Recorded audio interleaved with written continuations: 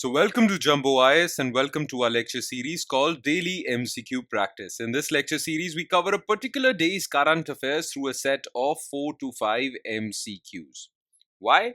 Well, prelims is around the corner and current affairs form a very important portion of prelims. Around 40 to 50% of the MCQs are directly or indirectly related to current affairs. Therefore, you cannot even choose to ignore current affairs. Now, what better way to cover your current affairs than by getting the much needed MCQ practice from them?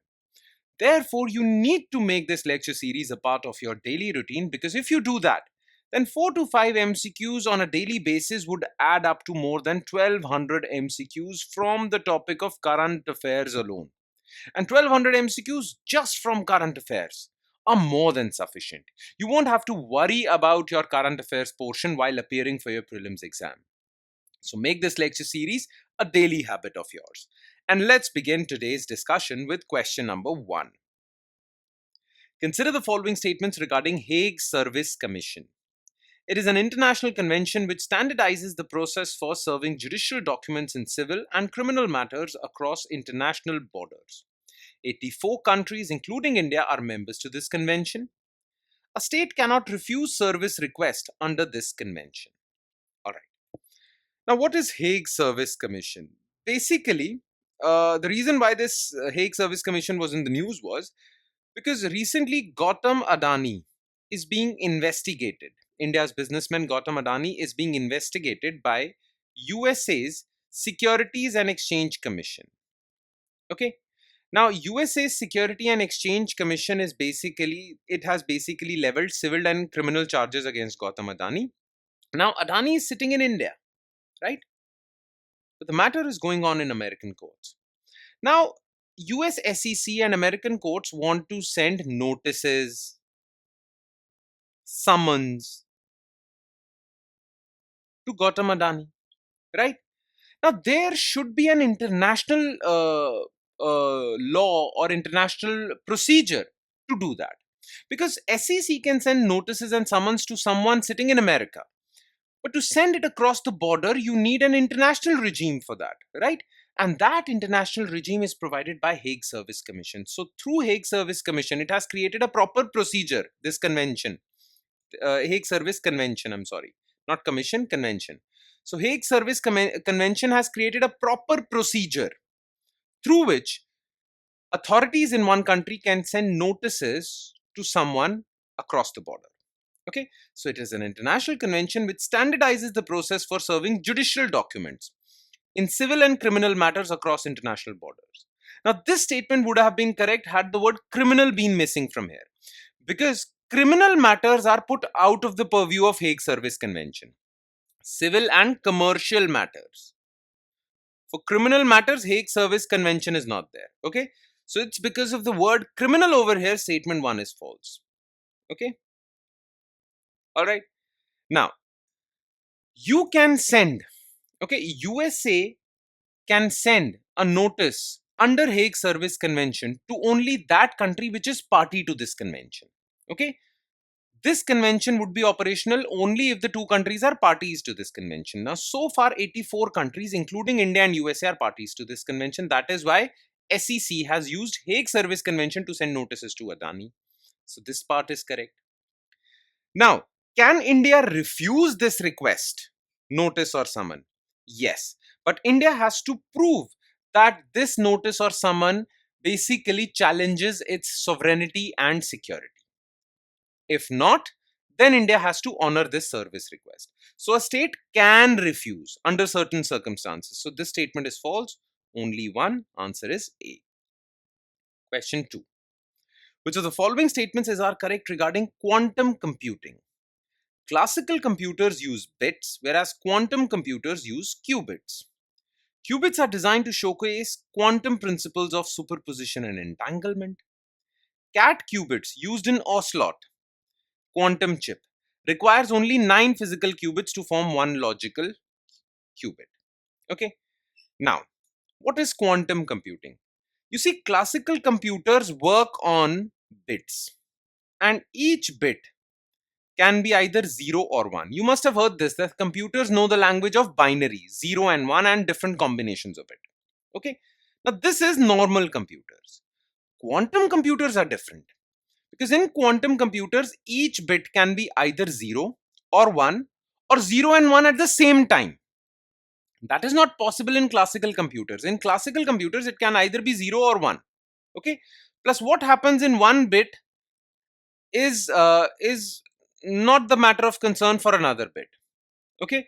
So basically all the bits are unrelated. Clear?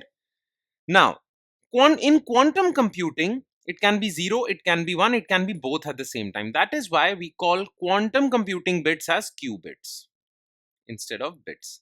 Now you must know this, that 8 bits form 1 byte, 1000 bytes form 1 kilobyte, 1000 kilobytes form 1 megabyte, 1000 megabytes form 1 gigabyte, and so on and so forth. All right. So first statement is correct. Now, basically, qubits are inspired from quantum mechanics, quantum physics, and quantum physics have two principles: superposition and entanglement. The reason why qubits can be 0 and 1 both at the same time is because of the principle of superposition. And entanglement means value in this bit basically decides value in another bit. That means these two bits are entangled. Now, this is only possible in quantum computing. Therefore, it follows superposition and entanglement. This is also correct. Now, recently, Amazon Web Services has launched a quantum computing chip called Ocelot. And that Ocelot uses a particular type of qubits called cat qubits, and it requires 9 physical qubits. It is a difficult statement to understand. 9 physical qubits to form one logical qubit. Just ignore it. Just remember that Ocelot uses cat qubits. Okay, so all three statements are correct. Question number 3. Consider the following regarding One Nation, One Port initiative. It is a nationwide port standardization initiative designed to unify port documentation and streamline operations. This will be applicable to all major and minor ports of India. Port modernization would improve India's ranking in Logistics Performance Index conducted by UNCTAD every year. Okay. So recently, Ministry of Shipping, Ports and Waterways has launched One Nation, One Port initiative. And basically, this would streamline procedures. It would standardize documentation procedures in all the 13 major ports of India. India has 13 major ports and many minor ports. So in all the 13 major ports of India, documentation would be standardized. And this documentation would also be replicated in other minor ports also. But majorly it is for major ports. Clear? So first statement is correct. Now this will be applicable to all major ports, yes, but not all minor ports. So this statement is false.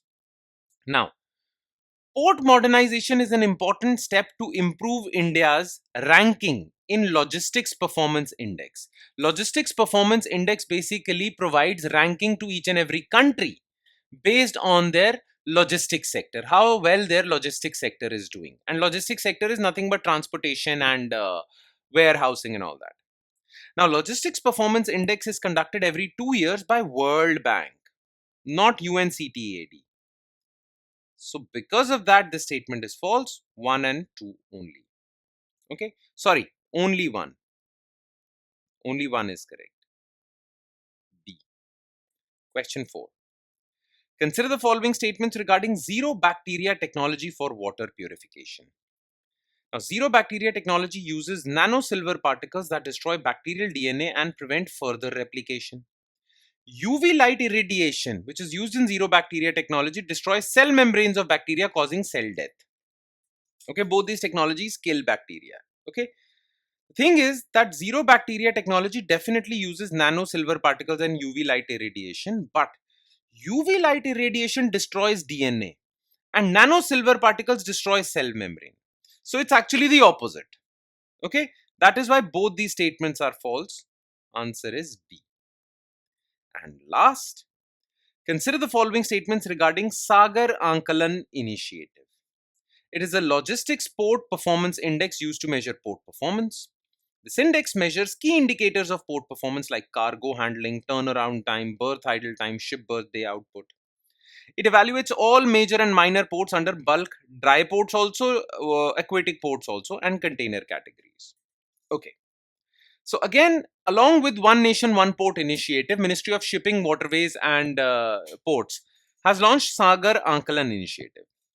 Under this Sagar Ankalan initiative, like World Bank has launched Logistics Performance Index, under Sagar Ankalan initiative, Government of India has launched Logistics Port Performance Initiative Index. Okay, and under this index, all the ports of India would be judged, evaluated, given a score, and then ranked. So it would instill a healthy competition between ports of India. Clear? So first statement is correct. Now, what indicators would be looked at to measure the port performance? So indicators would be like cargo handling, how much cargo these ports handle, turnaround time, how much time does it take for a ship to enter, offload goods and then go back, berth idle time, for how much time a ship has to sit idly at the berth. Okay, ship berth day output, how many ships are released from are basically processed on a berth. All these things are used to measure the performance of a port. So this is correct. Now, it evaluates all major and minor ports. This is also correct. Okay, so all statements are correct. The answer is D. And with that, I conclude today's session. Thank you so much for watching, everyone. But before ending, I would like to point out something. You see, I made an error in the previous current affairs, MCQ lecture. Okay, what that error was, that we talked about delimitation, right? And in that delimitation, I told you that 42nd Constitutional Amendment Act froze the number of seats of Parliament till 2001, right?